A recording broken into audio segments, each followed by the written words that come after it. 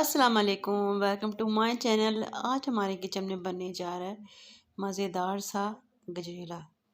आप चाहें तो इसे गजरे की खीर भी कह सकते हैं। देखिए हमारी मज़ेदार सी मेरी ये रेसिपी जिसको मैंने बना के रख ली है। सर्दियों की सौगात है, हलवे और खीर, क्या ही बात है जो ग़ज़ाई से भरपूर है। बिस्मिल्लाहिर्रहमानिर्रहीम। स्टार्ट करते हैं। यहाँ पे मैंने तकरीबन 8 किलो दूध ले लिया और तकरीबन इसमें मैंने 1 से 1.5 गिलास चावल के ऐड कर दिए हैं जिनको मैंने पहले से भिगोया हुआ था। और इसमें मैंने तकरीबन 1 से 1.5 टीस्पून शामिल कर दिया इलायची पाउडर, पीस के रखा हुआ था इसको। थोड़ी देर मैं चावलों को पकाऊंगी, ठंडे दूध में डाले थे। ये देखें जब अच्छे से चावल गल गए ना तो इसके बाद मैं इसमें गाजर डालूंगी। तकरीबन आपने 4 किलो गाजरें ले लेनी है, इससे कम भी ले लें तो ज़्यादा बेहतर है। मेरी गाजरें थोड़ी सी ज़रा ज़्यादा है।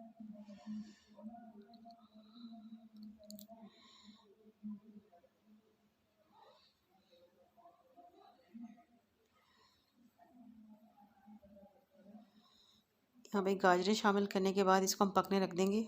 और ये काफ़ी मेहनत वाला काम है जो हल्की आंच पे ही बनेगा, लेकिन मज़ेदार चीज़ बनेगी। अच्छा, मैं ज़्यादातर ये होता है कि मैं ना गाजरें कम थोड़ी रखती हूँ, लेकिन आज मैंने ज़रा गाजर की मिकदार ज़रा ज़्यादा रखी है।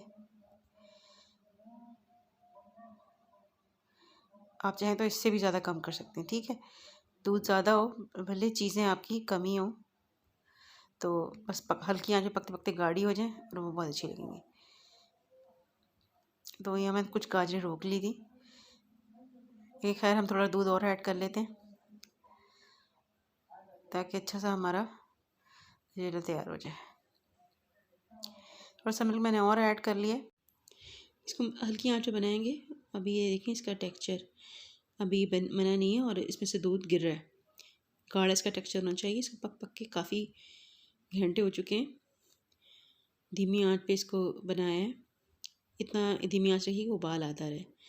इसको अच्छी से पकने के बाद इसमें शक्कर ऐड करें। आप चाहे तो शुगर भी ऐड कर लें।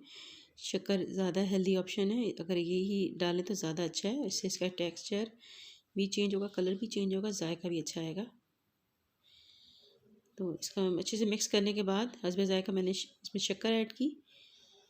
आप चाहें तो ये चॉइस है, आप इसमें कंडेंस मिल्क भी ऐड कर सकते हैं। ये देखें अब इसका टेक्सचर चेक करें। ये देखें इतना गाढ़ा होना चाहिए, ठंडा होने के बाद गाढ़ा होगा। ये देखिए इसको जैसे ही ठंडा हुआ तो मैंने सर्विंग बाउल में शिफ्ट कर लिया।